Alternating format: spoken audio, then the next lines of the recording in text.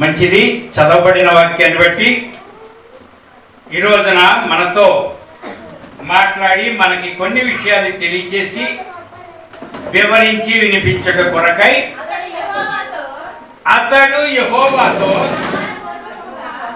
ప్రమాణపూర్వకంగా మాట ఇచ్చి. చాలండి. ఈరోజు వాక్య భాగంలో నుండి మనతో మాట్లాడేది దేవునితో మాట్లాడింది. ఏమంటున్నాడంటే అతడు యెహోవాతో ప్రమాణపూర్వకంగా మాట ఇచ్చి. ఇందులో ఏది తీసుకుందాం? అవశ్యంగా మాట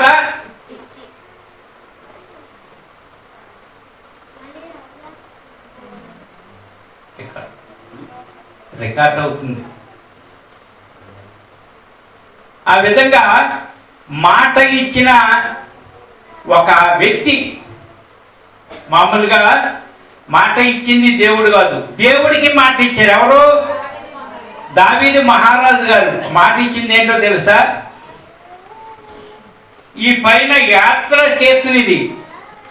అసలు అక్కడ జరిగింది ఏంటంటే చాలా ఇబ్బందులు, ఇరుకులు పడి పడి పడి ఉండగా ఆయన అన్నాడు, యెహోవా దావీదునకు కలిగిన బాధలన్నిటినీ అతడు పక్షమున జ్ఞాపకం చేసుకునుము. అంటే దేవుడిని ఆ దావీదు గారు ఎన్నో బాధలు పడి పడి పడి గృహానికి చేరి రాజుగా పరిపాలన స్టార్ట్ అయిన తర్వాత కొంతకాలానికి ఆయన పడుకుని ఆలోచిస్తున్నాడు. నేనేమో చక్కని మంచం మీద పడుకున్నా, దేవుడి గుడారమేమో తెరలుగా ఉన్నది. నేను ఇక్కడ పడుకుంటాం ఏంటి? దేవుడు మహాదేవుడై ఉండి, గొప్ప దేవుడై ఉండి, ఆయన ఎక్కడో మహాకాశంలో ఉండి భూమి మీదకి చూసి, భూమి మీద ఆయన ప్రయాణం చేస్తున్నటువంటి ఆ వాక్కు కలిగిన మందిరం ఎలా ఉండడం ఏంటి అని ఆలోచించి ఆయన చేశాడు ప్రమాణం. ఆయన ఇక్కడ ప్రమాణం అదే, అతడు యెహోవాతో ప్రమాణపూర్వకముగా మాట ఇచ్చి. ఏమిచ్చాడు తెలుసా? ఎదురుకుండా యెహోవా లేడు, దేవుడు లేడు. దేవుని మందిరం కూడా ఉంది, కానీ తెరల మందిరం. ఆయన అయితే పట్టుపరుపు మీద పెద్ద భవనం కట్టుకుని అందులో ఉన్నాడు. కానీ దేవుని మీద ఉన్న భక్తి, దేవుని మీద ఉన్న భయంతో ఆయన ఏమంటున్నాడంటే నేను ఇక మంచమే పడుకోను, ఇక నేను సుఖంగా నిద్రపోను, దేవునికి ఒక మందిరం కట్టాలి, దేవునికి ఒక నివాసం ఏర్పాటు చేయాలి అని ఆయన ప్రమాణపూర్వకంగా మాట ఇచ్చాడు. మరి ఈ రోజున కూడా మనం కూడా ఉన్నాము. మనకి దేవుడు కనపట్ల, దేవుడు అయితే మన వెంటనే ఉన్నాడు, చూస్తున్నాడు. ఎప్పుడన్నా నా ఎక్క చూస్తారేమో, ఎప్పుడైనా నా మీద, నా మనస్సులో నువ్వే ఉన్నావయ్యా, నీకే నేను మాట ఇస్తున్నా, నేను ఈ రోజు నుంచి తీర్మానం చేసుకుని నీతో గడుపుతానని మనం అంటున్నాము. మనకి చిన్నది ఏదైనా అవసరం వచ్చినా దేవుని పక్కన పెట్టేది చేసుకుంటూ వెళ్తున్నాము, అది మనం తెలుసుకోవాలి. ఈ రోజున అంశం ఏంటంటే ప్రమాణం. మాట కాదు కానీ దానికంటే బలమైంది. మాట ఇస్తే పొద్దున్న ఇయ్యొచ్చు, సాయంత్రం మానేయచ్చు. కానీ ఇప్పుడు మనకి ఏదైనా ఒక వివాదం ఆగాలంటే ఏం చేస్తాం?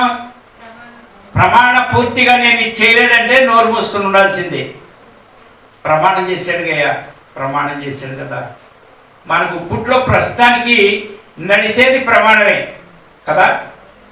కనుక ఇక్కడ కూడా ప్రమాణాన్ని గురించి కొన్ని మాటలు తెలుసుకుందాం ఈరోజు. ప్రమాణాన్ని గురించి బైబిల్లో ఏముంది, ఆ ప్రమాణానికి ఉన్న విలువేంటి, ఆ ప్రమాణాన్ని గురించి ఏంటి అనేది తెలుసుకుందాము. అతడు యెహోవాతో ప్రమాణపూర్వకంగా మాట ఇచ్చి. నువ్వు ఇస్తున్నావా? రానయ్యన సంవత్సరానికి ఆఖరి నెలలో ఉన్న కొద్ది రోజులే ఉన్నాయి.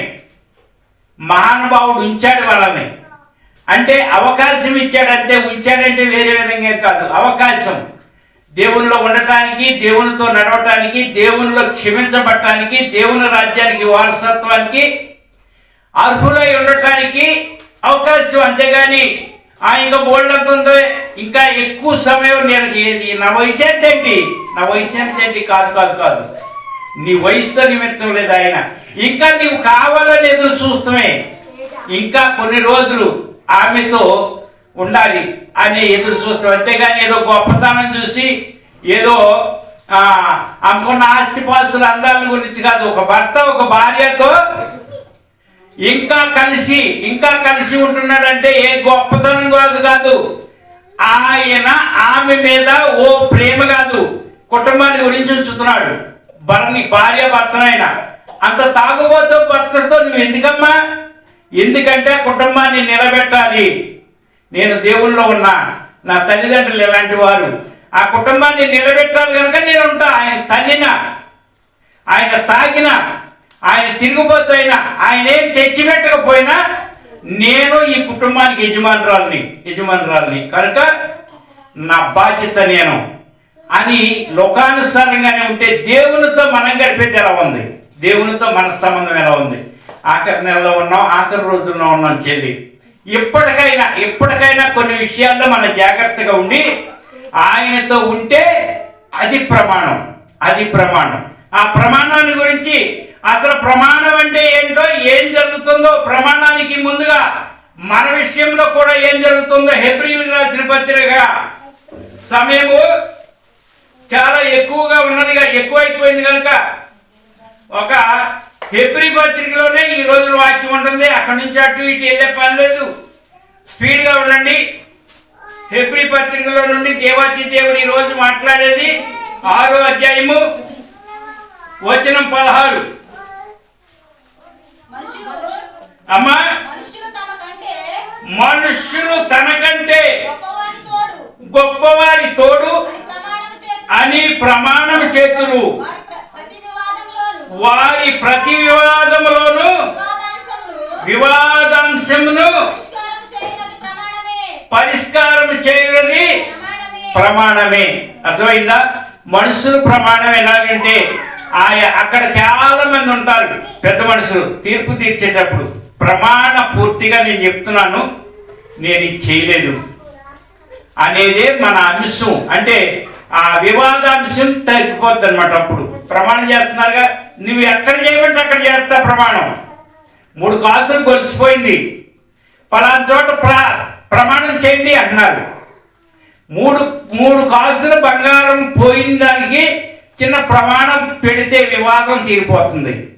కనుక చెల్లి, ప్రమాణానికి ఉన్న విలువ మనకి ఆ విధంగా ఉంది భూమి మీద. మరి దేవునితో కూడా ప్రమాణం చేశారు ఎవరో? దావీదు మహారాజు. ఏమని? నా కంటికి కునుకుపట్టి నేను మంచం మీద పొరులను, మరలా ఈ చోటుకు నేను రాను, నేను నీ గుడికి నీ మందిరం కట్టిన దాకా ప్రమాణం చేశాడు. ఆ విధమైన ప్రమాణం చేసి దేవునితో తీర్మానం చేసుకున్నది రాజు, సామాన్యమైన వాడు కాదు. మనం కూడా ఒక తీర్మానం చేసుకున్న, ఆయన ఇప్పుడు వరకు అయిపోయింది నా జీవితం, ఇప్పుడు వరకు ఏదైతే చేసేసా, ఇక మీదట నీతో నాకు సంబంధం అనేది ఎంత బలంగా ఉండాలి, నువ్వు నాతో ఉండాలి, నేను నీతో ఉండాలి, అది తీర్మానం చేసుకుని అది జరిగేటంత వరకు కూడా నేను చెప్తున్నా, దీన్ని నేను తీసుకోను, దీన్ని నేను ముట్టనంత శౌర్యంగా పౌరుషంగా ఇవ్వాలి మాట. అంతేగాని దేవుడు చూస్తున్నాడా అనుకునేవాడు ఉన్నారు. కానీ ఇక్కడ వివాదం తీరాలంటే ఏంటంట? ప్రమాణమే పరిష్కారం అని చెప్తుంది. అందుకనే ఇక్కడ చెప్తున్నాడు, మనుషులు తనకంటే గొప్పవారితో ప్రమాణం. ఏమంటారు? బుజ్జ కారం అయిపోయింది, కూర అయితే తెచ్చెళ్ళాడు మీ అన్నయ్య, ఆయన కూర ఉండాలి, కారం సరిలేదు, కొట్టుకాడికి వెళ్తే ఉంటుంది కానీ సరైన కారం ఉండదు, ఒక్క గిన్నెడి కారమే మళ్ళీ నీకు రేపు తీసుకొచ్చేస్తానంటే ఇంట్లో పోవడానికి ఎక్కువే కారం ఉంటుంది, కానీ పెట్టకపోగా ఏమంటారు తెలుసా? నీతోడు.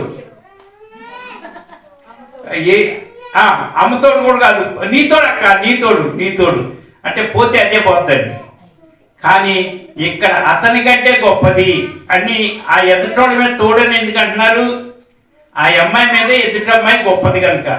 కానీ ఆ విధంగా ఒకరి మీద ఒకడు గొప్పతనం, గొప్ప మీద తోడేస్తారు. దేవుడు తోడు, అమ్మ తోడు, అంటే వాళ్ళకంటే గొప్పోళ్ళ మీద వేస్తారు కదా, అదే చెప్తుందనమాట. ఆ విధంగా చెప్పుతున్న మాట నెంబర్ 1 ఏంటంటే మనుషులు తనకంటే గొప్పవారి తోడని ప్రమాణము చేస్తారు. నెంబర్ 1 మనుషులది. అంటే మరి దేవుడు ఏం చెప్తున్నాడు? ప్రమాణాన్ని గురించి దేవుడు ఏం చెప్తున్నాడు? ఎబ్రీ 3:18 తన విశ్రాంతిలో ప్రవేశింపరని ఎవరిని గూర్చి ప్రమాణం చేసెను?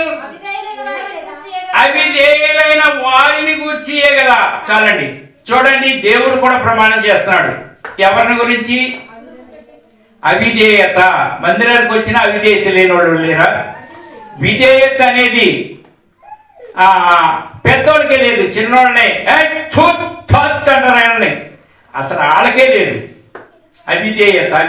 విధేయత అనేది ముందు ముఖ్యంగా మనకుంటే మన పిల్లలు సరిగ్గా నడుస్తారు. అదేవిధంగా మన ఇంట్లో విధేయత లేదనుకో, ఇష్టానుసారంగా భర్త ఇష్టానుసారంగా భార్య ఉంటే రెడీ అవుతారు పిల్లలు కూడా అదేవిధంగా. ఇక అందులో డౌటే లేదు. ఎప్పుడైతే తల్లిదండ్రి విధేయత కలిగి ఒకరి మీద ఒకరికి ప్రేమ, ఒకరి మీద ఒకరికి అభిమానం, మాట తీరుగా మాట విధానంగా ఎప్పుడైతే తల్లిదండ్రులు ఉన్నారో ఆ పెంపకం వేరే ఉంటుంది. బుజ్జి, ఆ పెంపకం వేరే ఉంటుంది. పెద్దల నాటివాడు అసలు ఆనాడు కోడలు కానీ అత్తగారికి మాట ఎదురు చెప్పేవాడు కాదు. 3 4 అత్తగారు ఏం చెప్తే అది. మా ఊర్లో ఒక కుటుంబం ఉంది. ఆ కుటుంబంలో 5 కొడుకులు వరుసనే కోడిపాకలాగేసి గదులు, చిన్న గదులు కట్టితే అందులోనే కాపురం చేశారు. భర్త కూరగాయలు, ఉల్లిపాయలు అన్నీ తీసుకొస్తే ఇంటి ముందు కింద పోయాలి. కింద పోతే వాటిలో ఒక ఉల్లిపాయ, 2 పచ్చిమిరపకాయలు అత్తగారు తీసుకున్నాక మిగతాయి పట్టుకుని లోనికి వెళ్ళాలి. ఆ విధంగా ఉండేది. ఈ రోజున కూర వండి చిన్న పులుసు ఎత్తలేదు కదండి. ఏం కూర ఉండవా? మీ అబ్బాయి ఏం తెచ్చేసాడు? వండింది మాసం కూర, వాసన వస్తుంది ఆ అమ్మాయికి. పాప మీద అనుకోదు పులుసు ఎత్తే భార్య భర్తలు తిందామని. కానీ అది న్యాయం కాదురా. ఇక్కడ చెప్తున్న మాట ఏంటి? తన విశ్రాంతిలో ప్రవేశింపరని ఎవరిని గూర్చి ప్రమాణం చేసెను? అవిధేయత. అత్తగారు అంటే అవిధేయత, మామ అంటే అవిధేయత, భర్త అంటే అవిధేయత, భార్య అంటే అవిధేయత. ఆనబట్టే వస్తుంది సంతానం కూడా, పిల్లలు కూడా అవిధేయతే. ఏంటోనమ్మా ఆ కుటుంబం అసలు నెమ్మతే ఉండరు, సమాధానమే ఉండదు. భార్యభర్తలు ఉంటారు అన్న మాటే రోడ్డు మీద ఇంట్లోకి వెళ్తే కేసరబాసరే. ఏంటి అది అంటే అవిధేయత. అదేవిధంగా దేవుని బిడ్డలు కూడా దేవుని మీద అవిధేయతగా ఉంటే దాని గురించి ఏమంటున్నాడు ఇక్కడ? అవిధేయులైన వారిని గురించి అదే కదా అని చెప్తుంది. అవిధేయత. మందిరానికి వచ్చి అవిధేయత కుదరదు, విధేయత కావాలి. మందిరంలో నుంచి బయటికి వెళ్ళామంటే నీ భర్తతో మాట్లాడినా, వెళ్ళేటప్పుడు దారిలో ఎవరితో మాట్లాడినా వాక్యానుసారంగా మాట్లాడాలి. ఇంట్లో లేదా ఏళ్ళకోళాలు వద్దు, కరెక్ట్గా మాట్లాడాలి. చిన్నోళ్ళతో కానీ పెద్దోళ్ళతో కానీ ఆ ఏళ్ళకోళాలు తీసి కరెక్ట్గా ఉంటే నీ కుటుంబం అనేది చక్కని కుటుంబముగా సిద్ధపడద్ది. చెల్లి, అందరు కూడా వదిలేసి నీ అతను నువ్వు వాళ్ళు అట్ట చేశారుగా నేను చేస్తా. పొద్దు దేవుని మందిరానికి వెళ్ళినప్పుడు నీవు జాగ్రత్తగా ఉండాలి. ఇది 2వ విధానంగా విశ్రాంతిలో ప్రవేశింపాలని. ఏ విశ్రాంతి? ఆదివారం విశ్రాంతి అంట. అసలు ఆయన ప్రమాణం చేసింది ఆదివారాన్ని గురించి కాదు. పరలోకం అనేది విశ్రాంతి. ఆ విశ్రాంతిలో ప్రవేశింపరని దేవుడే ప్రమాణం చేస్తున్నారు. ఏంటి? అవిధేయులుగా ఉంటే నా దగ్గరికి వచ్చేస్తారా? నా రాజ్యానికి వచ్చేస్తారా? నా రాజ్యంలో ఉంటారా? నా వాక్యంలో బంగారు వీధుల్లో తిరిగేస్తా? అవిధేయులైన వారికి లేదు. నా విశ్రాంతిలో ప్రవేశింపరంటే, ఆ విశ్రాంతిలో ప్రవేశింపాలంటే ముందు ఈ విశ్రాంతిలో ఉండాలి. ఈ విశ్రాంతిలో లేకపోవటమే అవిధే. అది ఈ విశ్రాంతిలో ఆదివారం నీ విడిచిపెట్టి వెళ్ళిపోతున్నారంటే విధేయత. అంటే అయ్యగారికి చెప్పినా పర్లేదు, అమ్మగారికి చెప్పినా పర్లేదు, వాళ్ళు చూసినా చూడకపోయినా అంటే చూసే ఆయన లేడేరా? ఆయన లెక్కేయడంటావా? మనం సరిపెట్టుకుంటే సరిపోతా? నిన్న కేరళకి వెళ్ళినప్పుడు ఆయన చూడలేదంటావా? నా పుట్టినరోజున గురించి పిల్లలు ఎంత పరిగెత్తారు, ఏం బట్టలు వేసుకున్నారు, ఏం పరుగులు తీశారు అనేది చూడలేదంటావా? నేను చూడొచ్చు చూడకపోవచ్చు, నేను చూసేది ఒకవేళ నేను అమ్మో బ్రహ్మాండ ఆహా చక్కగా చేశారని నేను అనొచ్చు, కానీ ఆయన అనాలి చెల్లి. ఆ ఆశతో ఆ ఆలోచనతో ఉండాలి. ఈరోజు కూడా కేరళ మధ్యాహ్నం నుంచి మరి ఎవరు విధేయత కలిగి ఎవరు నడుస్తారు ముందు అది మీరే తెలుసుకోండి. నేనేం బలవంతం కాదు, నేను చేసేది మట్టికి నేను చేస్తున్నా. ఏంటయ్య గారు వచ్చి ఓ చాక్లెట్ తీసుకున్నాను ముఖం మీద పెట్టి నేను శుభాకాంక్షలు తెస్తే సరిపోద్దా? నేను వంతైతే నేను అలా కాదు. ఎంత అన్నా కానీ ఏ విధంగానైనా ఈరోజు ఒక క్యాలెండర్ ఫ్రీగానే, ఒక ఈ కేకుల బాక్సు, ఒక చాక్లెట్, ఒక లేబుల్, ఒక వాగ్దానం, అదేవిధంగా ఒక బెలూన్స్ పిల్లలకి. పండగ అంటే పండగ. ఆ విధంగా మీ చేతులు పెడతానికి అన్ని వందల కొలిదిగా తెచ్చిన ఇంచుమించుగా ఈ సంవత్సరం 800 మంది పైగా పెట్టడానికి పంచిపెట్టడానికి గృహాలకి తీసుకొచ్చి ఉన్నది. కనుక మరి చిన్ని పెట్టే కదండి అయ్య గారు, చిన్ని చాలు మనకి ఇచ్చిన దాంట్లో చేద్దాం అంతే. చిన్ని ప్రాంతంలోనే పుట్టాడు ఆయన. ఎక్కడ పుట్టాడు? బెత్లెహేం పెద్ద పట్టణమా? ఎక్కడి నుంచి వచ్చారు? తూర్పు దేశం నుండి జ్ఞానులు వచ్చారు ఆయన దగ్గరికి. అదే విధంగా ఈ ప్రాంతంలో కూడా అనేకమైన ప్రాంతాలలో ఉన్న జ్ఞానులైన వారు మందిరంలో కూర్చోవచ్చు. అదే మన ఆశ. ఇక్కడ పుట్టాలిరా యేసు, ఇక్కడ మన మందిరంలో చిన్ని మెట్ట మీద పుట్టాలి. అదే మన ప్రయాస. కనుక చెల్లి అందరూ కూడా ఈ అద్విధేయులుగా ఉండొద్దు, విధేయత కలిగి ఉందాం. లేని దాన్ని నేను పరుగులు పెట్టి తెమ్మను, ఉన్న దానిలో చేసుకుందాం. అమ్మా దేవుడు నాకు ఇచ్చిన దాన్ని బట్టి నేను దేనికి ఖర్చు పెట్టను. ఆయన వైపుకి నా గురి, నా శేష జీవితం అనేది ఆయనతోనే గడపాలనే నా నిబంధన అంతే. ఆ విధంగా ముందుకెళ్తుంది. నేను గొప్పవాడిని కాదు, మహానుభావుడు వాడుకుంటున్నాడు అంతే. ఆయన వాడుకోబట్టే నేను వాడబడుతున్నాను, అంతేగాని ఆయన పక్కన పెడితే ఎందుకు పనికిరాను, మీ మధ్యలో నుంచుంటకు కూడా పనికిరాను. కనుక ఈరోజు చెప్తుంది ఏంటంటే విశ్రాంతిలో ఈ విశ్రాంతిలో వస్తేనే ఆ విశ్రాంతి, అవిధేయత రెండో మాట. మరి మూడో మాట చెప్తుంది 7:27-28 ఉందా అమ్మా? ధర్మశాస్త్రము బలహీనత గల మనుషులను యాజకులుగా నియమించును గాని ధర్మశాస్త్రమునకు తర్వాత వచ్చిన ప్రమాణపూర్వకమైన వాక్యము నిరంతరమును సంపూర్ణ సిద్ధి పొందిన కుమారుని నియమించిన గనుక ఈయన ప్రధాన యాజకుని వలె మొదట తన సొంత పాపముల కొరకు, తర్వాత ప్రజల పాపముల కొరకును దినదినము బలులు అర్పింపవలసిన అవసరము గలవాడు కాడు. అసలైతే అలాంటి అవసరం లేదు, కానీ అవసరంలో ఉన్నాడు. ఈయన ఎవరంట? ధర్మశాస్త్రం బలహీనత గల మనుష్యుల యాజకులను నియమించును గాని ధర్మశాస్త్రమునకు తర్వాత వచ్చిన ప్రమాణపూర్వక వాక్యము. అంటే ధర్మశాస్త్రానికి తర్వాత వచ్చిన ప్రమాణపూర్వక వాక్యము ఏంటది? ఎవరు? యేసు క్రీస్తువే వాక్యమై ఉన్న దేవుడు మనకు మధ్యలో ఉన్నాడు. ఈ రోజున మనకి యాజకుడు ఎవరు? యాజకుడు యేసుక్రీస్తు. ఆ యేసుక్రీస్తుని గురించే 2 రోజులు ఇల్లు వదిలిపెట్టుకోవడం తిరిగి ఆయన శుభాకాంక్షలు చెప్పాం, అవునా కదా? ఎందుకని తిరుగుతున్నారు? చాలా మంది తిరుగుతున్నారు, మనమే తిరిగాం. అందరూ తిరిగారు, మనమే తిరిగామంటే కాదు. ఇల్లు వదిలిపెట్టకుండా వాళ్ళు వీళ్ళని కాదు, వాళ్ళు చేర్చుకుంటే చాలు. వాళ్ళ ఇంట్లోకి వెళ్ళాం, వాళ్ళకి శుభాలు చెప్పాం, చిన్నపిల్లలతో సహా. బాగున్నారా? బాగున్నాం. చాక్లెట్ చేతులు, హ్యాపీ క్రిస్మస్ అండి చెప్పారు లేదా? పాప చెప్పారా? మీరు రాలేదు కదా, చిన్న పిల్లలు. బాగున్నారంటే మా మనవరాలు వెళ్ళి బాగున్నానమ్మా, హ్యాపీ క్రిస్మస్ అని చాక్లెట్ చక్కగా నవ్వుకుంటున్నారు. ఆ నవ్వే మన క్రీస్తు పేరిట వరమై వాళ్ళ జీవితాలు నవ్వునుగాక, ఆ జీవితాలు మార్చబడునుగాక, వాళ్ళ రక్షణలోకి వచ్చునుగాక. నిన్న దినంతో కూడా చిన్న చిన్న పిల్లలు వెళ్ళి బాగున్నారా బాగున్నారా, ఆ విధంగా శుభాలంటే ఆ విధంగా అడిగి రావటమే శుభం. ఆ విధంగా ఇంటింటికి తిరిగి చేసింది అదే చెప్తుంది. మరియు ఇక్కడ చెప్తున్నటువంటి మాట ధర్మశాస్త్రం అనేది పక్కన పెట్టండి.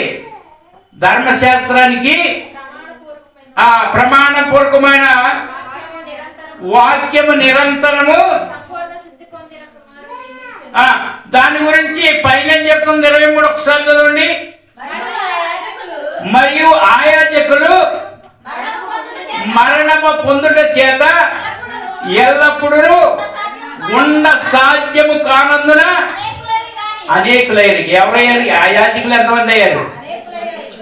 ప్రధాన యాజకుడు మనకు ఒక్కడే. ఇప్పుడు పాత నిబంధన కాలంలో ధర్మశాస్త్ర నియమంలో యాజకులు చాలా మంది అయిపోయారు. ఎందుకని?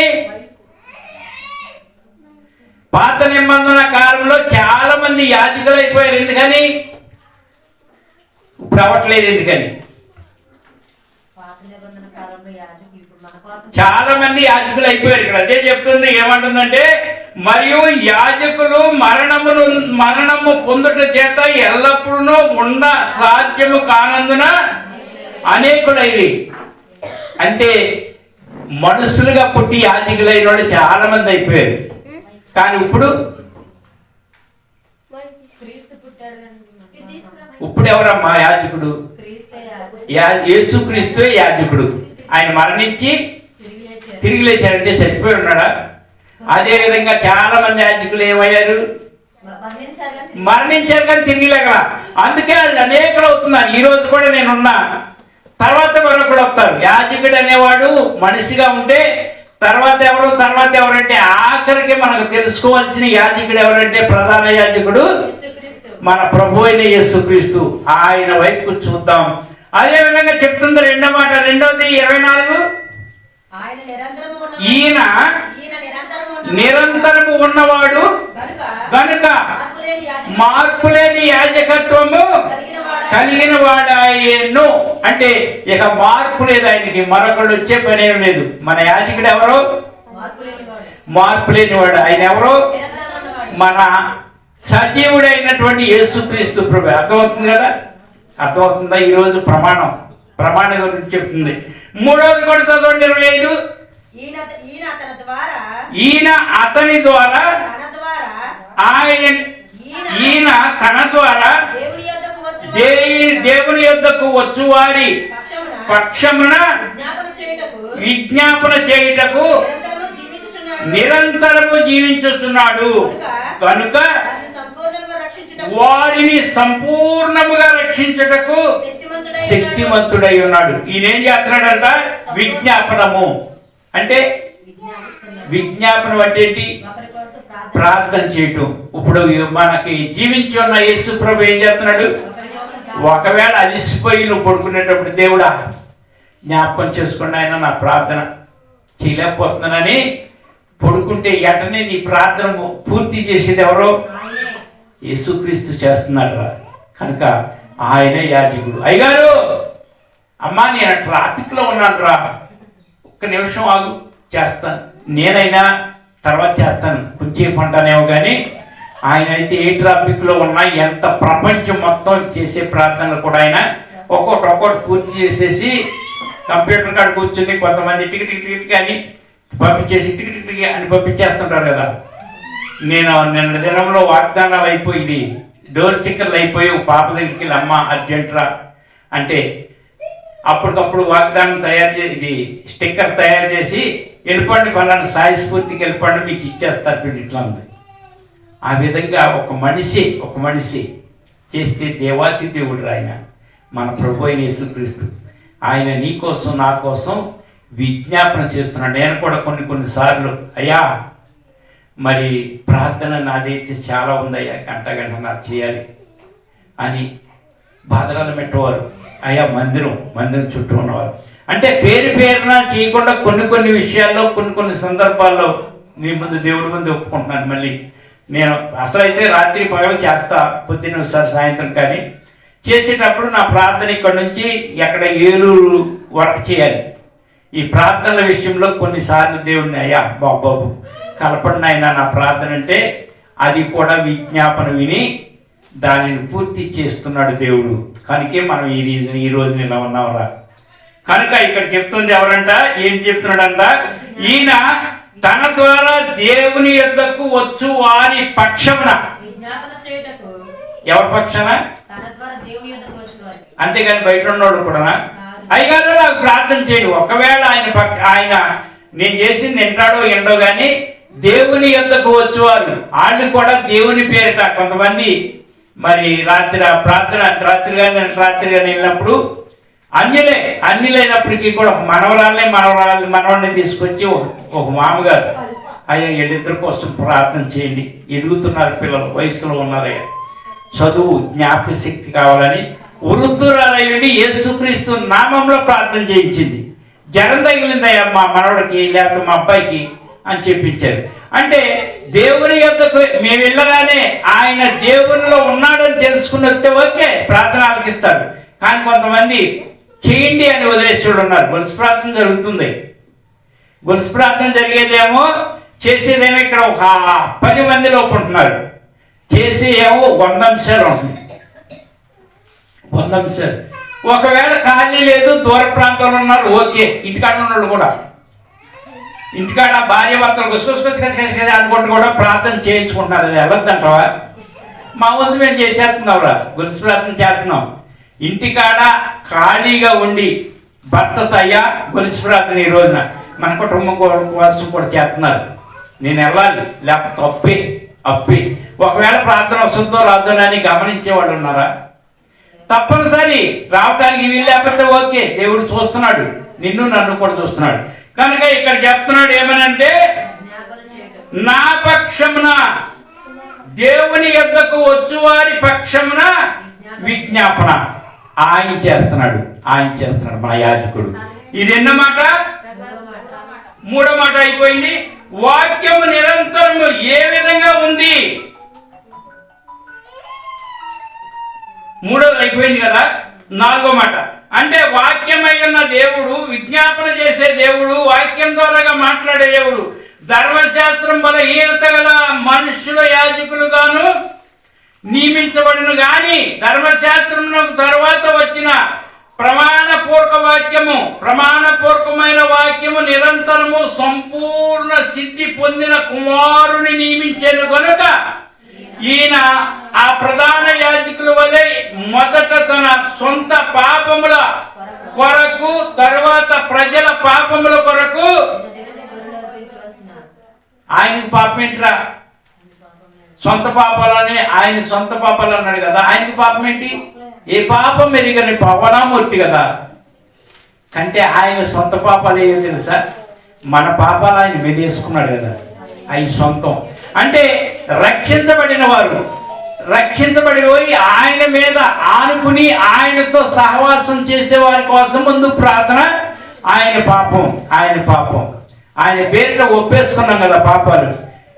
ప్రభు నామములో బాప్తిసం ఇచ్చుచు ఈ పేరు మార్చబడింది అనగానే ఎక్కడికి వెళ్ళిపోతున్నాయి మన పాపాలు? దేవుడు. ఆ దేవుడు ఎవరు? ప్రభు అయిన యేసుక్రీస్తు మోస్తున్నాడు. ఈ సొంత పాపాలు సొంతం ఒకటి, బయటికి కూడా ఉన్నాయి. బయట పాపాలు కూడా ఒప్పుకుంటాడు. ఎప్పుడంటే వాళ్ళు రక్షించబడేలాగా దాకా. ఎప్పుడు దాకా రక్షించబడేదాకా అంటే కోతకాలం వరకు. నా చెప్తున్నాను కదా వాక్యంలో ఏమని చెప్పాడంటే ఆయన, ఇదిగో గురుగుల్ని గోధుమల్ని ఒకటిగా అలాగే పెరగలేండి, కోతకాలం వస్తుంది, అప్పుడు దేని దానికి అప్పుడు అవుతుంది, ఇప్పుడైతే పేకొద్దు. అందుకే ఎప్పుడు దాకా చూస్తున్నాడు దేవుడు అంటే కోతకాలం వరకు చూస్తున్నాడు రా దేవుడు. అదే సొంత పాపాలు, అదేవిధంగా మనుషుల పాపాలు. ఇక్కడ చెప్తుంది ఏంటంటే ప్రజల పాపముల కొరకు దినదినము బలులను అవసరము కాడు. తను తాను అర్పించుకున్నప్పుడు ఒక్కసారి ఏం చేసి బలి చేసి ప్రభు శిలువ మీద బలి చేసాడు. ఇప్పుడు కూడా కొంతమంది బలులు అర్పిస్తున్నారు. పూజ బలి అర్పించట్లేదా? బలి అనేది ఆయన చేశాడు, ముగించేసి బలిజోలు ఎందుకు? బలిజోలు అవసరమా? ఆయన చెప్పిన మాట్లాడు పోనీ ఈ పేజీ చింపిస్తే పోనీ ఇది లేదు అనుకోండి. అలాగే ఇక్కడ ఏమంటున్నాడు? ప్రజల పాపముల కొరకు దినదినము బలులు అర్పించవలసిన అవసరము గలవాడు కాడు. ఆయన వాళ్ళ పక్షాన్ని ఉంటే యేసుక్రీస్తుని నమ్మిన తర్వాత అయితే ఇక అవసరం లేదు. ఇంకేదైనా నమ్ముకుంటే మటుకు బలి ఖాయమే, బలి చేయాల్సింది బలి ఇస్తేనే. కానీ ఆయన్ని నమ్ముకున్నాక బలి అనేది వద్దు. దేనికోసమో బలి కాదు, నీ హృదయాన్ని ఆయనకి ఇస్తే చాలు. ఆయన అయిపోయాడు బలి. ఒక్కసారి అయ్యాడు, మరొకసారి అవుతాడని చాలా మంది ఇంకా చూస్తున్నారు. ఆయన వచ్చాక మళ్ళీ వస్తాడు, ప్రాణం పెడతాడు. కాదు కాదు, ఆయన వచ్చేది వివాహం చేసుకుని పరిశుద్ధులైన వారిని ఏరుకుని కోసుకుని కాదు, గడ్డి కోసినట్టుగా అందరినీ కాదు. ఆయన వచ్చేది ఎందుకనంటే ఏరుకుని తీసుకుని వెళ్తా వస్తున్నాడు. కనుక ఏరే వారిలో నువ్వు ఉన్నావా లేదా? పుచ్చుదానిగా ఉంటే ఎర్రో వంకాయలే తీసుకుందాం మనం. వంకాయ జంగిడిలో పడి ఇలా చూసి అడుగును కూడా చూస్తావు లేదా? మరి ఇది తెలవదా? నీ దగ్గర ఏమన్నా పుచ్చుంటే నిన్ను కూడా పక్కనే పెడతారు రచని. అవునా కదా? దేవుడిని నమ్ముకుని దేవుడు మన యాజకుడు కనుక జాగ్రత్తగా ఉండాలి రచని. దేవుడిని నమ్ముకున్నామంటే అందరితో పాటుగా నేను నేను అది చేస్తే లేదు కానీ నేను అది నువ్వు ఒకటి కాదు.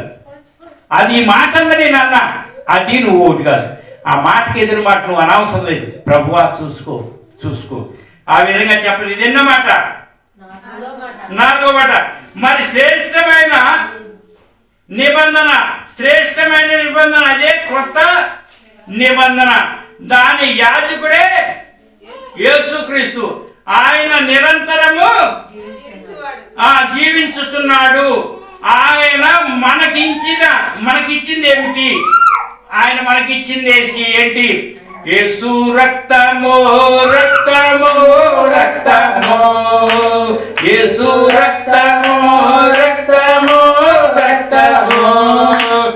అమూల్యమైన రక్తము, నిష్కలంకమైన రక్తము, అమూల్యమైన రక్తము, నిష్కలంకమైన రక్తము, యేసు రక్తము ప్రతి ఘోర పాపమును కడుగును మన యేసయ్య రక్తము. ప్రతి ఘోర పాపమును కడుగును మన యేసయ్య రక్తము. బహు దుఃఖములో ముడిగనే చెమట రక్తముగా మారెనే. బహు దుఃఖములో ముడిగనే చెమట రక్తముగా మారెనే. హల్లెలూయా. చెమట ఎలా మారింది? మన కోసం విజ్ఞాపన చేసి మోకరించి ప్రార్థన చేసేటప్పుడు చెమట ఎలా కారిందంటే ఆయన నరాలు చిట్లి చెమటలోకి రక్తం వచ్చిందంటే కారణం ఏంటి? నరాలు చిట్లి. ఇక్కడ నర్సు గారు ఉన్నారు, నాకు తెలుసు.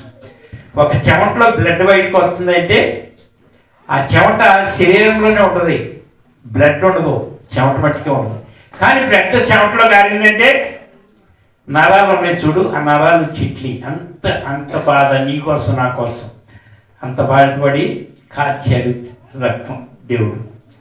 ఆ దేవుని పేరిట నీకు నాకు ప్రార్థన చేసేటప్పుడు పైన ఫ్యాన్ వేసుకుని ప్రార్థన చేసేటప్పుడు వేసవికాలం ప్రార్థన చేసేటప్పుడు ఫ్యాన్ వేసుకుంటున్నారా? కాదు, చెమట కూడా కారకూడదు మన ప్రార్థన. ఆయనకి రక్తం కారిపోతుందంటారా? ఒక్కసారి ఆలోచించండి, మనల్ని ఎంత ప్రేమిస్తున్నాడు దేవుడు. కనుక ఆ ప్రేమ కలకాలం నిలవాలంటే నీవు కూడా ప్రార్థన చేసేటప్పుడు ఆయన వైపు చూసేటప్పుడు చాలా జాగ్రత్తగా, నా దేవుడు గొప్ప దేవుడు, ఆయన నా కోసం చెమటగా ఆర్చలేదంట, రక్తం కాచేసాడంట. ఒక్కసారి జ్ఞాపకం చేసుకో నీ ప్రార్థనలో. వెంటనే కన్నీరు తీరా ప్రార్థన చేసేటప్పుడు ఆయన చేసిన కార్యాలు మన కోసం ఆలోచిస్తే ఎంత కన్నీళ్ళకో ఏమో కానీ దేవుని ప్రేమ కలిగిన వాళ్ళు, దేవుని వైపు చూసేవాళ్ళు ఖచ్చితంగా కళ్ళ నీళ్ళు తిరుగుతాయి. అవునా కాదు? చెమటలో రక్తం ఏంటి అసలు? అలా కారిందంట ఇక్కడ. అది యేసన్న గారు రాశారు.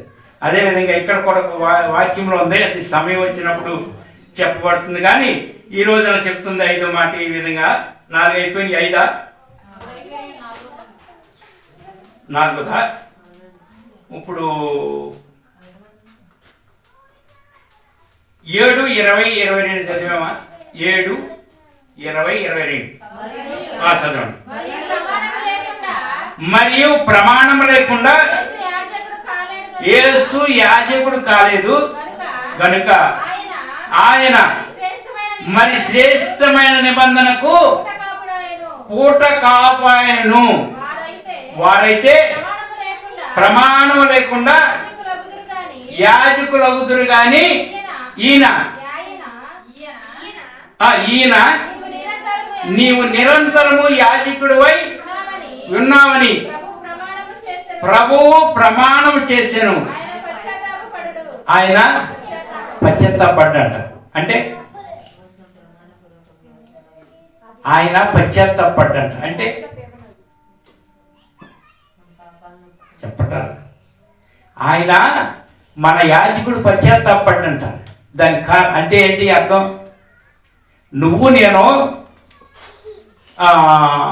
పశ్చాత్తాపడదు. సూటిగా చెప్పాలంటే మీరు కూరలో ఉప్పు వేసేసారు రా, ఉప్పు కొద్దిగా ఎక్కువైంది, 4 కలుసుకుంటారు లేదా అంటే పశ్చాత్తాపం. అరే ఎంత కూరలో ఉప్పు తక్కువ వేసామా, వేస్తే వేసుకోవచ్చు, ఎక్కువ వేసాం కసిమైంది, అది పశ్చాత్తాపం. దేవుడు కూడా మన పక్షాన ఉన్న ఆయన పశ్చాత్తాపడంటే ఇంటి పొరపాటు కూడా చేయడు. ఆయన మన నిమిత్తం మేలే చేస్తాడు కానీ మర్చిపోయి ఉప్పు వేసినట్టుగా ఆయన చేయడురా. నువ్వు బాగుండాలని, ఎప్పుడూ బాగుండాలనే, భార్యాభర్తలు బాగుండాలి, పిల్లలు బాగుండాలి, కుటుంబం బాగుండాలి, సమాధానంగా ఉండాలనేవాడే మన సమాధానకర్త అయినటువంటి మన ప్రభువైన యేసుక్రీస్తు. అంతేగాని మర్చిపోయి కూడా ఏదో అయిపోయింది అరే అనే పశ్చాత్తాపం పడ్డాట. అదే ఇక్కడ దానికి గుర్తు, పశ్చాత్తాపం పడ్డు. చిటుక్కున ప్రాణం తీసేసేనే బతుకుంటే బాగుండే కాదు, ఆఖరి వరకు చూస్తాడు. అదే మనసు. ఆయన ఎప్పుడు దాకా చూశాడు? ఎప్పుడు వరకు చూశాడు? ఆఖరి వరకు అంటే మర్చిపోతున్నారు ఏంట్రా? కోత వరకు. కోత ఆయన వచ్చి తీసుకెళ్ళేటప్పుడు గురుగులే అప్పుడు దాకా ఉంటుంది. సంఘంలో ఎంతమంది ఉన్నారు? అది మంచిదా, ఇది మంచిదా కాదు. అది గోధుమ కాదు, గురిగే సూత్రం. అది పెరుగుతూ నువ్వు పెరుగు, నువ్వు మట్టికి గోధుమగా ఉండు.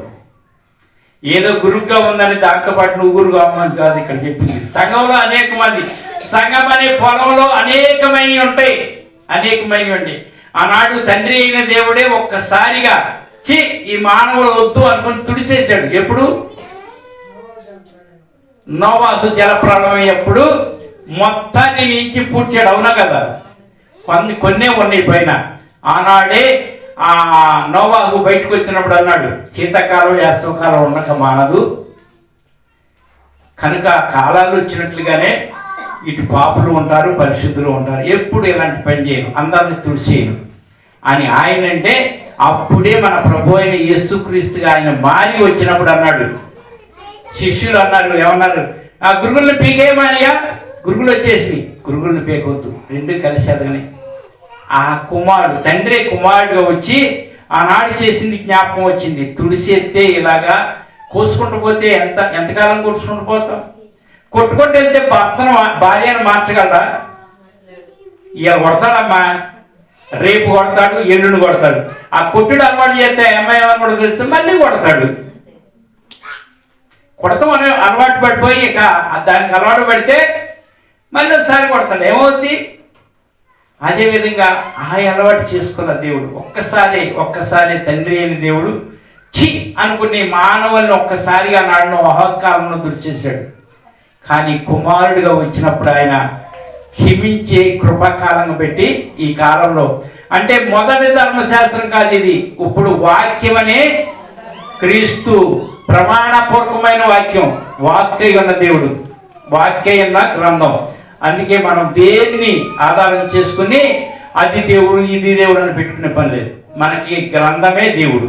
ఇందులో వాక్యమే నమ్మాలి. నేను చెప్పినా ఎవరు చెప్పినా వాక్యంలో ఉందా లేదా అది చూసుకోండి, దాని ప్రకారంగా నడవండి. అంతేగాని నేను కూడా ఏదైనా చెప్పినా వాక్యం రుజువు లేకుండా దానికి సాక్ష్యం లేకుండా చెప్తే నమ్మొద్దు. అంతే, నమ్మొద్దు, నన్ను నమ్మొద్దు. నమ్మవలసింది ఒక్కటే వాక్యం. ఆ వాక్యమే పాత నిబంధన, కొత్త నిబంధన ఉంది. రెండవసారి ముందర ధర్మశాస్త్రానికి తర్వాత వచ్చిన వాడు యేసుక్రీస్తు. ఆ యేసుక్రీస్తువే వాక్యమై ఉన్న దేవుడు. ఆ వాక్యం మన చేతిలో ఉన్నది కనుక ఆయన కృపాకాలంలో ఉంచాడు.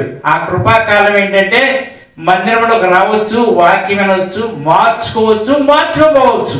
అది నీ ఇష్టం, నీ చేతిలో ఉంది. గురుగ్గా ఎదుగుతున్నావు, అద్భుతంగా రెండే రెండు. ఇందులో చెప్పవలసిన ఏమి లేదు. ఏ విధంగా నువ్వు ఎదుగుతున్నావు? కోసే దానిలో ఉన్నావా, కొట్లో పెట్టుకునే దానిలాగా ఉన్నావా, దాచుకునే దానిలాగా ఉన్నావా, బయట పెట్టి బయట తీసుకెళ్లే చెంబులాగా ఉన్నావా, ఇనుప బీరువాలో పెట్టుకునే వస్తువులాగా ఉన్నావా? డైరెక్ట్గా చెప్తుంది వాక్యం. నువ్వు బీరువాలో పెట్టే దానిలో ఉంటే వాక్యే, లేదు బయట వాడేసి చెంబులాగా ఉంటే మట్టికి ఇక సెంబే. అది ఎవడైనా వాడతారు. కనుక చెల్లి ఇక్కడ చెప్తుంది ఏంటంటే వాక్యము ఇది అన్నమాట. 4వ వాక్యంలో చెప్తుంది అంటే మరి శ్రేష్టమైన నిబంధన, అదే క్రొత్త నిబంధన. దాని యాజకుడే యేసుక్రీస్తు. ఆయన నిరంతరము యాజకుడై ఉన్నాడు.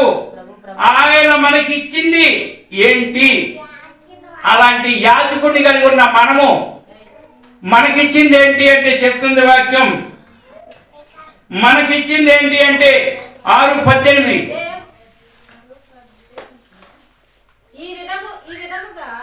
ఈ విధముగా దేవుడు ఈ విధముగా దేవుడు తన సంకల్పము నిత్యమైనదని ఆ వాగ్దానమునకు వారసులైన వారికి మరి నిశ్చయముగా కనుపరచవలెనని ఉద్దేశించిన వాడై తాను అబద్ధమాడజాలని నిశ్చలమైన 2 సంగతులను బట్టి మన ఎదుట ఉంచబడిన నిరీక్షణను చేపట్టుటకు శరణాగతులమై మనకు బలమైన ధైర్యం కలుగునట్లు ప్రమాణం చేసి ఏం చేశాడంట? ఇప్పుడు మనకి వాగ్దానం స్థిరపరిచారంటే ఎప్పుడు వస్తుందా వాగ్దానం? వాగ్దానాన్ని స్థిరపరిచారు. అంతేగాని వాగ్దానాన్ని తీసుకుని బైబిల్ పెట్టుకుని ఆ వాగ్దానం మొక్కేగా అని ఏడకోడలు తీస్తే వాగ్దానం కాదు. ప్రార్థన పూర్వకంగా నాయనా ఈ వాగ్దానం ఈ సంవత్సరం నాకు ఈ సంవత్సరం స్థిరపరిచే వాగ్దానం, అది వదిలేసేదా వాగ్దానాన్ని అసలు మార్చుకున్న వాళ్ళు ఉన్నారు. అసలు మార్చుకున్నాడంటే కొంతమందికి ఆ వాగ్దానాన్ని గురించి మార్చే తెలియదనుకో. మన క్రీస్తు సువార్త సహవాసంలో వాగ్దాన చెక్కు మార్చడం ఉంది. బ్యాంకు నుంచి ఎవరైనా చెక్కు ఇచ్చారనుకో, ఆ చెక్కు మనం మార్చుకోవడానికి వెళ్ళి డబ్బులు అవుతాయి అప్పుడు. అదేవిధంగా వాగ్దాన చెక్కు నువ్వు తీసావు, ఆ చెక్కుని అయ్యగారు మరి ఈ వాగ్దానం వచ్చింది దీనికోసం పూట పెట్టి నాకు దీంట్లో ఉన్న లోతుపాసం చెప్పండి అంటే అప్పుడు వస్తుంది దాని హిస్టరీ. ఆ వాగ్దానం అనుకున్న హిస్టరీ నీకెందుకు ఇచ్చాడు, నీకు నెరవేరుతుందా, రానయ్యన్నది ప్రమాదమా, రానయ్యన్నది ఆశీర్వాదమా, ఈ విధంగా విడగొట్టి ఆశీర్వాదం అయితే ఆశీర్వదించబడును గాక, అదేవిధంగా శాపం అయితే శాపాన్ని ఆశీర్వాదంగా మార్చుకుని గాక అని ఒక సేవకుడు వాక్యం ద్వారాగా రెఫరెన్స్ల ద్వారాగా వాక్యం ద్వారాగా నోటి మాట అయితే కుదరదు. వాక్యంలో నుండి అది ఆశీర్వాదంగా మలిచేటట్టుగా అది తిప్పినప్పుడు నీకు నీ కుటుంబానికి వాగ్దానం స్థిరపడద్ది. అదేని ఇక్కడ చెప్పింది. ఏమని చెప్తున్నాడు ఇక్కడ అమ్మా? ఈ విధముగా దేవుడు తన సంకల్పము నిశ్చలమైనదని ఆ వాగ్దానములకు ఎవరు వాగ్దానానికి వారసులు ఎవరు? వారసులు ఎవరురా? అది మన నీకెందుకమ్మా నాకు అది అంతే. మనమేంటంటే అందరినీ కలిగితే ఒక నీళ్ళలో ఎగురు దిగుడు ఉన్నారేమో, వాగ్దానం తీసుకెళ్ళి పొయ్యిలో అందించుకున్న వాళ్ళు ఉన్నారేమో, వాగ్దానం తీసుకెళ్ళి గుడ్లు పెట్టేవాళ్ళు ఉన్నారేమో, ఆ వాగ్దానం తీసుకెళ్ళి ఏదో వచ్చింది ఇది వచ్చింది భలే ఉంది భలే వచ్చిందని అది మళ్ళీ సంవత్సరం వాగ్దానం తీసిన దాకా జోలికి అన్నోళ్ళు ఉన్నారేమో. వాళ్ళందరి సంగతి ఎందుకు? ఎవరికాలేదు నాది, నాకు ఇచ్చాడు వాగ్దానం. ఆ వాగ్దానంలో ఏముందో తెలుసుకోవాలి. తెలుసుకోవడానికి ఇదెందుకు తెలుసుకుంటారు? వాగ్దానాన్ని చిలక వస్తుంది, చిలక ప్రశ్న చెప్తాం, జోష్యం చెప్తాం అని వస్తారు. అబ్బాయి రా, ఎంత? 10 రూపాయలు.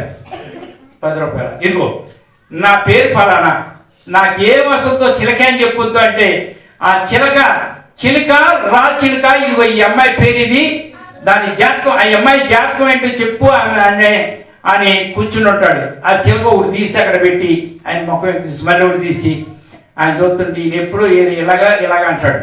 దాన్ని తీసుకొచ్చి చేసుకెళ్తారు. వాళ్ళు వెళ్ళి చూసి అంత క్రైస్తవులాగా ఏమన్నా ఫోటోలు ఉంటే అవి వస్తాయి. మరియమ్మ తల్లి శుభం, నీకు శుభం అని మొదలు పెడతావు అనమాట. అది కాదు ఈ వాగ్దానం, నీ చేత్తో నువ్వు చిలక తీసింది కాదు. అక్కడ ఉపవాసం ఉండి తీసేది వాగ్దానం. ఆ వాగ్దానానికి నీకు లింక్ అయి ఉంటే వాగ్దానం కలిగిన వాళ్ళు. అదే ఎక్కడి నుంచి చెప్తున్నా, ఆ విధంగా దేవుడు తన సంకల్పము నిశ్చయమైన ఆ వాగ్దానం నాకు వారసులు అంటే వాగ్దానం నువ్వు తీసావంటే వారసత్వం. ఆ వారసత్వం కలిగి ఉంటే వాగ్దానానికి విలువ. వారసులు అంటే అబద్ధమాడజాల నిశ్చయమైన 2 సంగతులను బట్టి మన ఎదుట ఉంచబడిన 2 ఏంటి? 2 కొత్త నిబంధన, పాత నిబంధన. ఇంకోటి మారు మనసు, మాయ మనసు. 2 మనసులు రా. అవునా కదా? మాయ మనసు వాళ్ళు పైకి నవ్వుతూనే ఉంటారమ్మా, లోన ఎంతో ఉంటుంది. అది మనకు తెలియదు, దేవుడికి తెలుసు. పైన నవ్వుతూ మాట్లాడతారు. అమ్మా బిడ్డ, అక్క, అమ్మా, అమ్మో ఉత్తిదే అన్నీ. నిన్న రాత్రి తోట తీశాడు, నాకు వినపడింది, తీయాలి ఇంకా తీయాలి అని మనసులో ఏం చెప్పుతారు. అక్క బాగున్నావా? రాత్రి జరిగింది కూడా తెలుసు, కుమ్ముకున్నా తెలుసు. పొద్దున్నే నవ్వుతా, తెలియకుండా కాదు. అదే లోన ఒకటి బయట ఒకటి.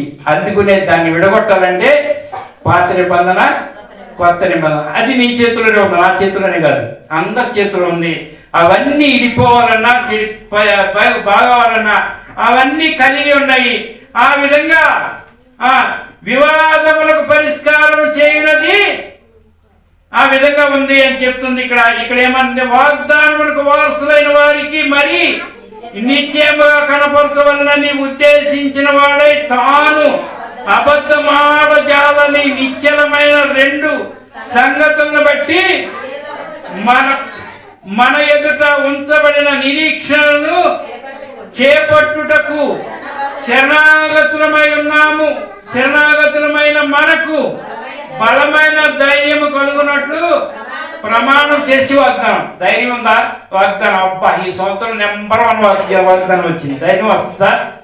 ఏమి అది మొక్క వల్ల నాకేం వస్తుంది అనుకున్నా. కానీ వాక్యం ఆనాడు 70 లక్షల మందిని నడిపించింది తెలుసా? వాగ్దానమే. మిమ్మల్ని ఆ చెరలోనే ఉంచడం, ఆ ఐగుప్తులోనే ఉంచడం, మళ్ళా తీసుకొస్తా అని చెప్పిన వాగ్దానాన్ని బట్టి మోషే గారిని పంపించి అలాంటి వాళ్ళని అంతమంది నడిపించింది వాగ్దానం. ఈ రోజున నీ ఇంట్లో ప్రతి మనిషికి వాగ్దానం ఈ రోజున నడిపిస్తుంది. అదే ఆ వాగ్దానమే నువ్వు కలిగి ఉన్నావు. ఆ విధంగా ఆయన చెప్తున్నాడు, ప్రమాణపూర్వకమైన మనకు బలమైన ధైర్యం కలుగునట్లు ప్రమాణపూర్వకంగా చేసి వాగ్దానం దృఢపరిచాడు. వాగ్దానానికి రెడీగా ఉన్నారు దగ్గరగా. అది కూడా మీరు జాగ్రత్తగా తీసుకోండి, దాన్ని విలువెంటో తెలుసుకుని దాన్ని మార్చండి. వాగ్దానం చిక్కుని మార్చండి. మామూలుగా పోయిన సంవత్సరం అయితే వాగ్దానాలు కొనుక్కొచ్చి ఇచ్చేసారు. 100 రూపాయలకే 100 వాగ్దానాలు వచ్చాయి.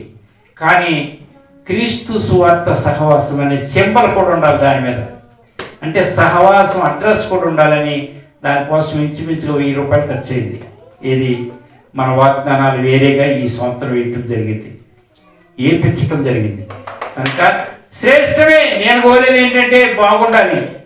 ఏదో నేను నా మొక్కుబడి నేను తీసుకుందామంటే దేవుల్లో ఉన్నట్లు కాదు. అది కూడా ఆయన ముక్కుబడి ఆయన తీర్చుకున్నట్టు నా అక్కడ నింపి ఇక్కడ నింపి పెట్టి ఆదివారం ఆఫ్ చేస్తాడు. కనుక చెల్లి ఆ విధంగా అయితే కాదు, ఆ విధంగా లేదు. కనుక ఈ రోజున మరి ఒక కూతురు అంటుంది, అయ్యగారు నిన్న రాత్రి అలసిపోయారు కదా, నేను పొద్దున్నే లేకపోయేవారు, మా కోళ్ళు ఉద్యోగానికి వెళ్తే అయ్యగారు మామగారు ఇది టైం 9 అంది. ఉలుక్కు పడేసాను.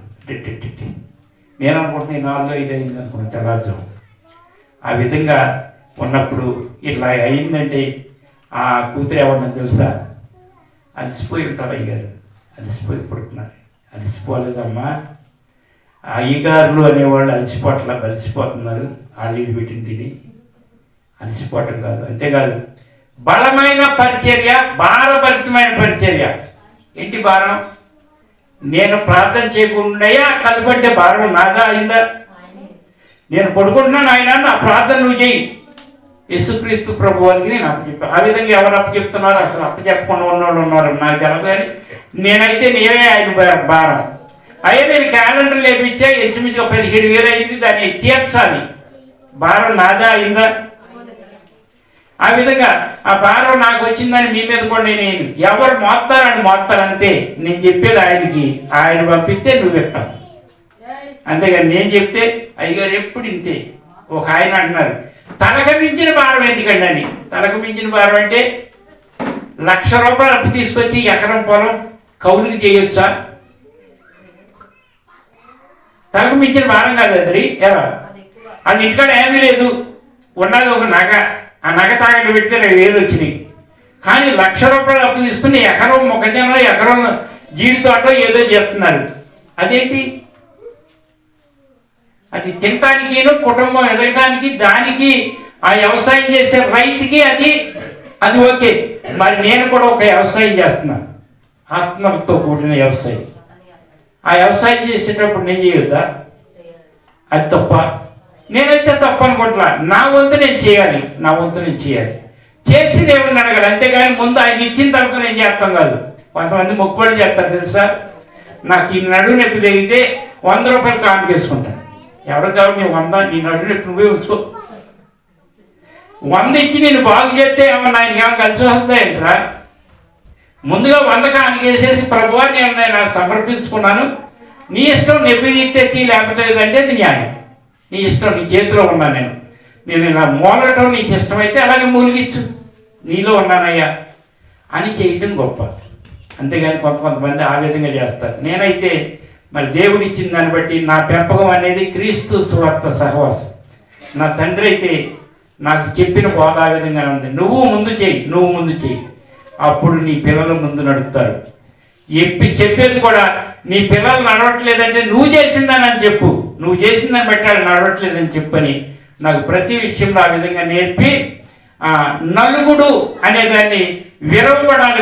మనం విరవబడితేనే ఎదుటిన్న వారు విరవబడతారు అని చెప్పిన బోధను బట్టి ఈ రోజున ఈ విధంగా జరుగుతుంది. మన సహవాసం సామాన్యమైంది కాదు. చేయగలిగి నువ్వు నిలబడగలిగి ప్రార్థన చేస్తే నీకు వెంటనే కార్యం జరుగుద్ది. చాలామంది ఇప్పటికే చెప్తున్నారు ఇది జరిగిందని. ఇది ఎన్నమాట? 5వ మాట. మరి వాగ్దానం నమ్మదగినది. తర్వాత అంటే నమ్మితే ఏం జరుగుద్ది? 6వ మాటగా నమ్మితే ఏం జరుగుద్ది? ఇక ఎక్కడి నుంచి కూడా మరి ఆశీర్వాదాలు వస్తూ ఉంటాయి. నమ్మితే ఏం జరుగుద్ది? 6వ మాట 6:14-15. 6:14 అమ్మా తన తోడని ప్రమాణం చేసి నిశ్చయముగా నేను నిన్ను ఆశీర్వదింతును, నిశ్చయముగా నిన్ను విస్తరింపజేసేదను అని చెప్పాను. ఆ మాట నమ్మి అతడు ఓర్పుతో సహించి వాగ్దాన ఫలము. ఎవరైనా దేవుడు మాట ఇచ్చాడు, మాట ఇచ్చిన తర్వాత వాగ్దానం చేశాడు, ఆ వాగ్దానం నమ్మాడు, దాని ప్రతిఫలం పొందుకున్నాడు. ఈ రోజున కూడా బాగా చెప్పేవరా, అబ్రహాం గారు వాగ్దానానికి నిలబడ్డాడు. ఆ విధంగా అబ్రహాం సంతానమే మనం ఏమన్నాం, అబ్రహాం. కానీ ఆ రక్తం వేరే వాళ్ళని పడినాము, శత్రువు రక్తం ఏమైనా పడినాము, నమ్మట్లేదండి. వాగ్దానాన్ని నమ్మి ఎప్పుడు వరకు ఉన్నాడు ఆయన అంటే ఇవాళ అయ్యారు ప్రార్థన చేయండి, నాకు ఈ అవసరం ఎల్లుండికి జరిగిపోవాలి, జరగకపోతే ప్రార్థన చేయలేదు. అబ్రహాం గారి విశ్వాసం ఎన్ని సంవత్సరాలు? 100 సంవత్సరాల విశ్వాసం. చారమ్మ గారు అన్నా కొద్దిగా అటు ఇటు వెళ్ళి ఇంకో దీన్ని తీసుకోవాలన్నది, కానీ అబ్రహాం గారు నిలబడ్డాడు. అవునా కదా? అవును. కాబట్టి అబ్రహాం గారు చారా గారి కంటే ముందు నవ్వాడు. దాన్ని తీసుకున్నాడా? ముందు నవ్వింది ఎవరో? అబ్రహాం గారే నవ్వారు, కానీ దాన్ని తీసుకోవాల. తర్వాత నవ్వింది చారమ్మ గారు. ఆ అమ్మగారు నవ్వితే నువ్వు నవ్వావు. అంతకు ముందు నవ్విన ఆయన నన్ను వదిలేశాడు. కనుక విశ్వాసం నీలో ఆ విధంగా ఉంటే నువ్వు ఒకవేళ దేవుని పేరిట ఏదన్నా కొద్దిగా అటు ఇటు అయినా ఓర్చుకుంటాడు. అవునా కదా? ఎగ్జాంపుల్ చెప్తున్నా, భార్య భరించేది ఉంటే భర్త ఓర్పు కలిగి ఉంటాడు. భార్య పెళ్ళమైపోతే ఓర్పు అప్పుడే పోదు. పెళ్ళం ఏంటంటే మొగుడు ఏంటంటే, మొగుడు అంటే ముట్టేవాడు, పెళ్ళం అంటే పెళ్ళ అసలు ఇంటి ముందు ఇంటోడు కూడా ఉండలేరు. ఈ అమ్మాయి ఏంటి మొదలుపెట్టింది ఇలా, అమ్మ సమాజ్కి వస్తుందమ్మా, ఈ అమ్మాయికి వస్తే ఇంటి చుట్టూ వాళ్ళు ఉండే పని లేదు అంటారు. అదేవిధంగా భర్త వస్తాడు, దా దిమ్మి దిమ్మి దా వస్తమే. అమ్మో అలవాటైన ఆడపిల్లలు ఏం చేస్తారు తెలుసా, కర్ర పట్టుకుంటే కొట్టకమని పెద్ద కేపలేస్తారు. ఏంటంటే ఆళ్ళు వచ్చి ఇంకేమో చంపేస్తున్నాడు అమ్మాయి, అక్కడేమీ లేదు, చంపేశాడు మా పోయి అంటారు అంతే. ఇంటి చుట్టూ అలరే ఈ విధమైనవి ఉంటాయి. కనుక చెల్లి, ఆ విధమైనవి లేకుండా ఉండాలంటే ఓర్పు ఉండాలి. అది ఏముండాలంటే ఇక్కడ నమ్మి ఓర్పుతో సహించి ఆ వాగ్దానం పొందాను. ఈరోజు కూడా ఓర్పుతో చూడాలి వాగ్దానం. ఇంకా అయ్యా నాకు ఈ వాగ్దానం ఇచ్చావు, ఇంకా నాకు మొదలవ్వలేదు, మంచి ఆశీర్వాదం అన్నావు కదయ్యా, ఆశీర్వాదం ఇంకా రాలేదే అని ఆ వాగ్దానం చూడాలి, ఓర్పుతూ ఉండాలి. ఆ వాగ్దానం చూడాలి, ఓర్పు. ఏదైనా నువ్వు వాగ్దానం ఇచ్చారు కానీ ఏం లేదు, ఆయన ఇవ్వాలనుకున్నప్పుడు ఇస్తాడంతే. నువ్వు నేనంటే ఇస్తాడా? అబ్రహాం గారి విశ్వాసాన్ని బట్టి మరి 100 సంవత్సరాలు ఎదురు చూశాడు. ఎలాంటి పిల్లడు పుట్టాడు? వాగ్దాన పుత్రుడు ఇస్సాకు వంటి బిడ్డనిచ్చాడు. వాగ్దాన పుత్రుడు కాదు, వాగ్దాన పూర్ణుడు. ఆయన ద్వారా ఈరోజు యేసుక్రీస్తు వాగ్దాన పుత్రుడు కాదు, వాగ్దాన పూర్ణుడు. అది వీలైతే ఈ క్రిస్మస్ లో కొన్ని తేవతాయి. పూర్ణులు ఎవరో పుత్రులు ఎవరో. ఆ విధంగా ఈరోజు రేపు క్రిస్మస్ వాగ్దానం చూస్తున్న వాక్యం అసలు వాగ్దానాన్ని గురించి కానీ ఆ పుట్టుడి గురించి కానీ ప్రభు చిత్తమైతే ఇప్పటికైతే నా దగ్గరికి కొన్ని వచ్చినాయి, ఇంకా కొన్ని రాలా. అడుగుతున్నా, నాయన ఈ సంవత్సరం క్రిస్మస్ వాక్యం ఆయనకి అద్దుకునేలాగా వాక్యం కావాలి బాబు, నాకు తెలియదు నాయన అని అడుగుతున్నా. మరి ఏమిస్తాడు మహానుభావుడు? కనుక చెప్పుచున్న వాక్యాన్ని బట్టి ఇది 6వ మాట. ఆ విధంగా దీనిలో ఉన్న ఆశీర్వాదం, ఈ ఆశీర్వాదం వాక్యంలో వచ్చిన ఆశీర్వాదం. మరి తర్వాత మరొక 3 తీసుకుందాం. ఆఖరిది 7వది. 7వ దాంట్లో 3 తీసుకుందాం వాగ్దానాలు, ఆశీర్వాదాలు. ఎబ్రీలోనే తీసుకుందాం మరొకటి. 7, 2, 3 వచనాలు. అమ్మా, ఎవడు కలుసుకొని అతన్ని ఆశీర్వదించును, ఎవనికి అబ్రహాము అన్నిటిలో 10వ వంతు ఇచ్చెను. ఆ షాలేం రాజు మహోన్నతుడకు దేవుని యాజకుడునైన మెల్కీసెదెకు నిరంతరము ఎవరికి ఇచ్చారు అంటే 10వ భాగం ఈ రోజున కానుక ఇచ్చేది ఎవరికి? మీరు దేవుడికైనా అయ్యగారుగా? దేవుడికైనా ఇవ్వండి ఇస్తే, అంతేగాని అయ్యగారు ఇది వచ్చి తీసుకోండి 10వ భాగం. నారమ్మ గారి కొంటూ 12 ఓట్లు కొంచెమే ఇట్లా మరి ఆయన ఇంటే ఏమన్నా అంటాడేమో. ఇక్కడ ఎండపోసి అందులోనే మూట తీసి ఇక్కడ పెట్టేసింది. అది దేవుని పేరిట ఇచ్చే కానుక, మనస్ఫూర్తిగా ఇవ్వాలి. అంతేగాని అయ్యగారు అడిగితే ఇద్దాం, నేను అడగను. అయ్యగారు ఏం చెప్పరేంటి? మీరేమన్నా తెలుగు తక్కువ నా పిల్లలు? వాక్యంలో వచ్చినప్పుడు చెప్తా. ఈ రోజున వాక్యంలో వచ్చింది కాబట్టి ఈ దశమ భాగాన్ని గురించి చెప్తున్నా, అంతేగాని నేను పదే ఇది ఇండి అది ఇండి అని అయితే నేనేం చెప్పను. అది మీరు తెలుసుకుని ఉండాలి.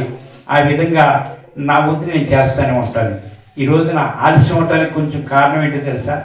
చికెన్ తీసుకొచ్చి ఓ షాట్ ఇచ్చి మరి మాపటికి పిల్లలు వస్తారు, క్యారల్స్ తిరుగుతారు, ఒట్టి కడుపుతో పంపిస్తే బాగోదు, మరి భోజనం పెట్టి పంపించాలని ఒక చోట్ల వంట తయారు చేపిస్తానికి సామాగ్రి ఇచ్చి రావడం జరిగింది. వంట తయారవుతుంది. ఎప్పుడు మాపటికి క్యారల్స్ తిరిగిన తర్వాత మరి భోజనం పెట్టి పంపించాలని మీకు కూడా అదే ఆలోచన ఉంచండి రా. రాత్రి అమ్మగారు వెళ్ళి నీళ్ళు పోసుకుంటా, బియ్యంలో ఉప్పుడు ఉండాలి. ఇక్కడంతా శామదుంపల కూర ఎట్ట పెట్టడం అయ్యగారికి అని ఆగిపోతే ఇంటికి వెళ్తే కారం పచ్చడి, నల్లగారం కొద్దిగా పచ్చడి కొద్దిగా.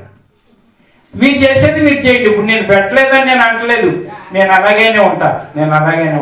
కానీ అమ్మగారి మట్టికి బియ్యం పోసుకుంటా కొనుక్కుంటూ పోతుంది.